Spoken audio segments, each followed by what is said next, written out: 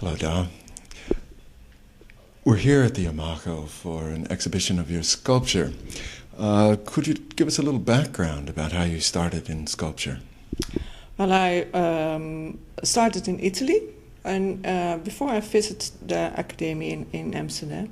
But then I went to Italy to work in stone, because in Holland we don't have stone. We have clay and sand and water, but we don't have stone. So I went to Italy for a year to work in stone. And my first exhibition was also with sculptures inspired of the landscape of Italy. I was inspired by the little Italian cities on the mountains, and when you look to them from a large distance, you don't see you don't, because of the colors, the same of the mountain, you don't see the city.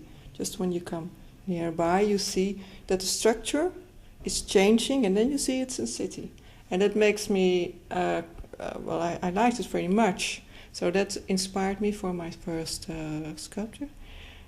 I always say that word wrong. But then when I came to Amsterdam back, I have my studio in Amsterdam, and it's changed. The cities were larger, big cities, noisy city, and really silent cities. But now the last years I made the landscape of Holland. So with the clouds and the water and the Dutch cities. So it's changed. So an architectural form has always shaped your style in some ways. Yes, but it's always, for me, it's very, the people are very in it. I'm not thinking about the architect, but I'm thinking more of the people. How is it to live in a city like this? Or how is it to live in a city like that? How is it to live in a city but it's separated, like Berlin or other cities in Spain, you know, you have cities with two mountains. Or also Amsterdam, you have a south part and a north part. And I'm born in the north part, so I am very conscious of a city with not one. So that's what I also have in my work. How is it to live on that place, or to be born on that place, or to live in that place? It's influence you. So people influence the forms of the city, but also the forms of the city are influencing the people. And that's what inspired me or makes me think. Now, I noticed that in many cases that you have you work in marble. Is this a particular inspiration from your studies in Italy, or is it just your preferred stone? Well, it's also from Italy. Of course, I found most of the stones I found in Italy, because here you have to buy the blocks. And then most of them are really squared blocks, and forms like this are more inspiring for me. And then I can more. Well, I always have a conversation with a block of stones, of the pieces of stones, and when it's really just a squared block, it's always a little difficult for me, and that's why I buy my stones in Italy. But also here, sometimes I found a beautiful piece here. And I don't know sure why I use the marble. It's a very good type of stone, but maybe it's also because it's light. Then you can make more, how do you say, lager? I don't know the English word. You can make emotional things in light stones. So it's that heavy. When you make emotional things in dark stones, then you put it more in it, and it's too heavy for me. Now, as a woman working as a sculptor, we not long ago did a show about Camille Claudel at the Singer, another woman that struggled with Rodin and her form. Do you find there's any difficulty in that sense for acceptance of you as a sculptor? No. No, I'm not struggling with Rodin. No? I don't have that. No, I don't have that. No, I don't know. No.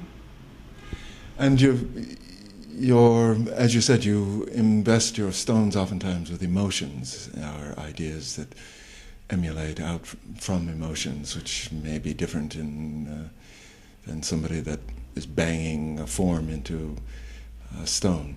Do you find within the stone the shapes that you eventually come to, or do you design the piece before you go into it, or do you work with the stone itself? Yeah, I work with stone itself. Sometimes, well, I always draw. I always make drawings, so I've got a really library with books with drawings in it. And sometimes I buy a stone and I don't know why. I just something. Well, it said buy me or something like that. But then I look in my books and I see a design for that piece of stone. So I must have something with the stone too. I can't. It's difficult for me to make a design and not have when I didn't have seen blah blah the stone. You know, that's difficult for me. So it's always, and that's also the reason why I work in stone.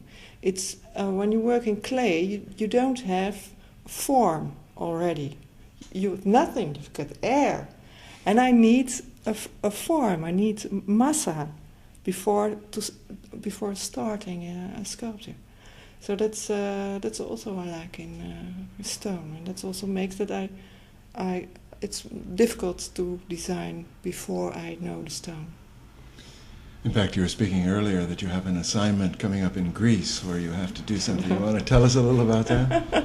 Well, I hope it. I'm not sure about it. It's just starting. Well, it's a symposium in Greece. So the Greece government invites international for all of the world sculptors to work there, and then that's the trouble for me. I have to make a design for a stone I haven't seen. So that's what, and we have to work on it for 3 weeks. That's a really big piece. So normally I work for a month of a piece like this. So it's very spannend. And when you have exhibitions, do you also sometimes display your preparation drawings, or is it something that you haven't worked with before? No, well, they're not like that. It's looking too much in the kitchen. It's no, it's not. I never thought about it because it's so for myself. I never thought about it to expose them. When I look at the stone, you obviously have different kinds of tools that you use to work. Could you explain maybe a little about your working method with your blocks now that you're forced to work in 3 weeks? Well, I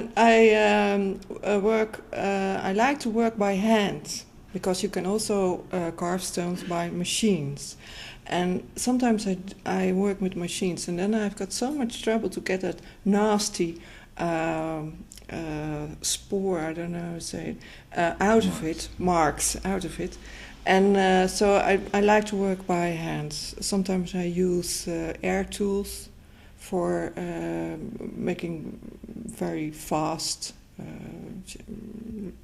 But I like when I'm working, when there's something happened, when a little accident is happening. It's also inspiring. And when you work by machine, you just go too fast. So that's the trouble in Greece. I had to work with machines.